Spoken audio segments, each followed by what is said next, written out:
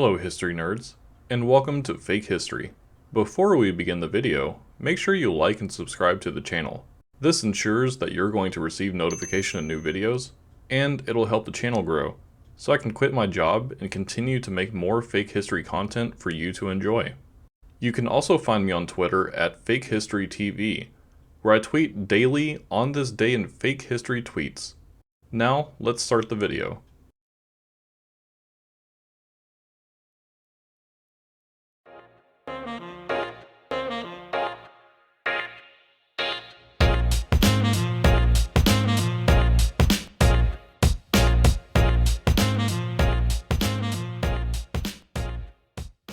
Seattle, Washington.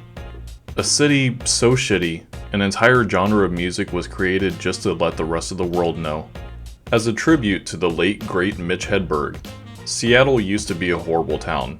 It still is, but it used to be too. Seattle has been inhabited for roughly 4,000 years, since the end of the last glacial period. Due to this, most native Seattleites, Seattlers. Most native Seattlers can trace their heritage back to Neanderthals, explaining why the average IQ is lower than the national average. In the early years, many villages and visitors came and mysteriously went. However, many historians attribute their sudden disappearance to how boring and unremarkable the area was, and how these visitors couldn't wait to leave. Are you still watching, Seattlers? Then you have a good sense of humor, and I appreciate you. The founding of Seattle dates back to September 1851 with the arrival of the Denny Party Scouts. Finding the area suitable, the first all-night Denny's restaurant was established. The original Denny Party site was an unfinished cabin without a roof, so not much has changed from then to present-day Denny's restaurants. This video brought to you by IHOP. The timber industry supported Seattle in its early years, as a forest of trees up to 2,000 years old and as tall as 400 feet covered nearly all of present-day Seattle. However, no trees of that size remain anywhere in the world today, which means Seattle is partly responsible for climate change. This explains why Seattle tried to act pompous with their early adoption of hybrid vehicles. Despite the fact that the Denny's 24-hour restaurant chain party were Methodists, Seattle quickly became known as a haven for liquor, gambling, and prostitution. So now, you could not only throw some rocks after chopping down some wood, you could get your rocks off by throwing down some wood. This degeneracy was encouraged by a man named David Swinson Doc Maynard, a prolific developer, who realized something was needed to bring the loggers responsible for destroying the best defense against CO2 into the town proper. So Seattle became the Northwest Las Vegas, but obviously a more poor version. In January 1865, Seattle was incorporated as a town, only to have that charter voided in January 1867 due to questionable activities of elected leaders. The charter was eventually reincorporated in December 1869. Jesus, Seattle, get your shit together. In 1867, a Catholic priest named Francis X. Prefontaine arrived in Seattle and started a parish, after hearing of the debaucheries the town hosted. Try as he might to save the poor souls of Seattle, the Seattlers still enjoyed their prostitutes. Even though it was on track to become the next Sodom and Gomorrah, God decided to spare the budding city because he was a big fan of the coffee and the band Nirvana that would eventually emerge in the future. In 1873, the Northern Pacific Railway revealed they had chosen the city of Tacoma over Seattle as the western terminus of their railroad. Their reasoning was, as Seattle had more prostitutes than Catholics, they didn't want to be associated with such a town. In response, Seattle tried to build their own railway, but of course failed miserably. Eventually, the Great Northern Railway, unable to watch Seattle embarrass themselves anymore, offered to build one for them. It would not come until 1906 though, because the builders were too busy gambling and enjoying the company of prostitutes to actually build anything. During this era, Seattle was known as a freeloading and lawless town. Seattle attempted to boast that they had newspapers and telephones, which were big deals at the time. but also attempted to hide that their schools barely operated and plumbing was a novelty. Sewage literally flowed in and out on the streets like ocean tides. It didn't stop there, as even the streets were so bad that there is at least one confirmed fatal drowning in a street pothole. Now, I just want to take a moment to say that normally I like to provide actual history mixed in with fake comments to be funny, but everything I've just said is 100% true, and I honestly don't think I can make up anything funnier. Seattle, much like the rest of early America, had racist tendencies.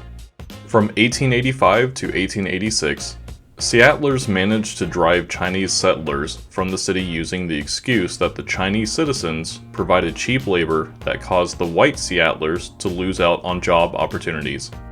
It's really good to see that times don't change. Surprisingly, however, Seattle was one of the first to allow women's suffrage, allowing women to play a significant part in civilizing Seattle. Seattle learned from the mistakes of the Salem witch trials, and presently women and men enjoy the company of cats equally. And if you don't get that joke, watch my other video, The Fake History of Cats, to understand.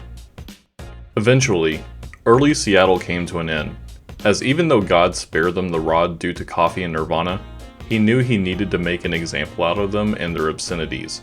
Deciding that a flood would be ineffective as the city was already flooded with sewage, and a repeat of Sodom and Gomorrah would be too extreme, God started a fire. The fire raged and burned through 29 blocks and destroyed nearly every building, as they were mostly made of wood at the time. Instead of learning their lesson, the Seattlers decided to spit in the face of God, and a wealthy citizen named Jacob Firth was responsible for rebuilding Seattle from the smoldering ashes to its former glory. Not much else happened in the 1800s. There was the Klondike Gold Rush, but that was good news for Seattle, so I'm just not going to cover it. I'm sure someone who actually cares about Seattle made a video on it if you're interested. Although Seattlers managed to kick out the immigrant population in the previous century, the Gold Rush brought in a new wave of immigrants. In one of the first examples of white flight, inhabitants quickly left to newly created neighborhoods, and new immigrants moved into the city core. As it had been in the previous century, lumber was the main reason behind growth. However, the end of World War I put a halt to that. During the war, the city focused mainly on shipbuilding, but the end of the war meant no new ships were needed, and as expected, Seattle did not focus on new industries at this time. During times of economic crises like these, humanity turns to the most useless industry ever created as a means of escapism: the arts. Seattle was no different, as they too created art centers.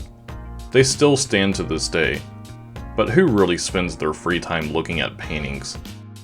World War II was as good to Seattle as it was the rest of the country, as Boeing became the biggest employer in the city. People from all over the country came to Seattle to work for the airplane manufacturer. Many African Americans came to Seattle to work on the war effort, and the black population grew from just under 4,000 pre-World War II to almost 16,000 in a few short years. As you would expect, racial tensions grew between the white and black communities, but interestingly enough, tensions also grew between the black population, as the self-proclaimed old settlers and the recent arrivals fought for leadership within the black community. Regardless, black political influence and civil rights organizations grew steadily during this time. Also interestingly enough, this last section was all true and void of my input. When positive situations like these occur, I do like to be serious for just a moment. Also during this time, many of the Japanese American citizens were taken from Seattle and sent to internment camps, because white people have a really bad tendency to overreact to situations out of their control. I'm a white man myself, but Jesus Christ are we stupid sometimes. I'm honestly surprised we didn't do the same thing after 9/11. Like many American cities, Seattle experienced a post-war boom after World War II. While normally a good thing, Seattle somehow managed to fuck this up as well, as lakes and rivers became polluted, trees were torn down to build roads, and housing became more expensive. The Metropolitan Problems Committee, shortened for some reason to Metro, presumably because acronyms hadn't made their way to the West yet, was created to address these issues, and in true Seattle fashion, it was shot down immediately. Eventually it came back in a new form, and it was meant to address the sewage issue, because sometimes the only way to fix shit is to fix shit. Thanks to the decline of military spending after the Vietnam War, the slowdown of the space program, and the recession of '69 and '70, Boeing and Seattle suffered. Unemployment for Seattle rose to 14%, the highest in the country at the time, and vacancy rose to 16%. U-Haul literally ran out of trailers from people moving out of the city. It was so bad that someone paid for a billboard on the way to the airport that read, "Will the last person leaving Seattle turn out the lights?" That person may be my favorite Seattler. In fact, Seattle would have been on its way to obscurity if it wasn't for two men relocating from New Mexico to Seattle, the co-founders of Microsoft, Bill Gates and Paul Allen. If it wasn't for the cheap houses and low cost of living associated with the town in recession, these two men would have relocated to a better city such as Dallas. Microsoft, and by association, Seattle, grew rapidly, and by 1995, Microsoft was the most valuable company in the world. Now, I did mention grunge at the beginning of this video, and while it's true that it originated in Seattle, I'm going to be saving grunge for a future video. Only for the reason it deserves its own video, and I've talked about Seattle enough for a lifetime. Today, Seattle is a large, still growing city, with a population of nearly 500,000 full of promise. It could be full of the oldest and tallest trees in the world, but money is king. Personally, I would never visit, and I'm probably not welcome either thanks to this video. But I will give Seattle credit for being the setting of one of my favorite TV shows of all time, Frasier. Well, that's it for this video, but I do want to give a special shout out to my good friend Brady D for asking me to cover his hometown and taking it in stride. If you don't want to play games anymore, I understand. As always, if you want me to give the fake history of any topic, just let me know in the comments. Remember to like the video and subscribe so I can quit my job and make fun of things full time. I'll see you next time.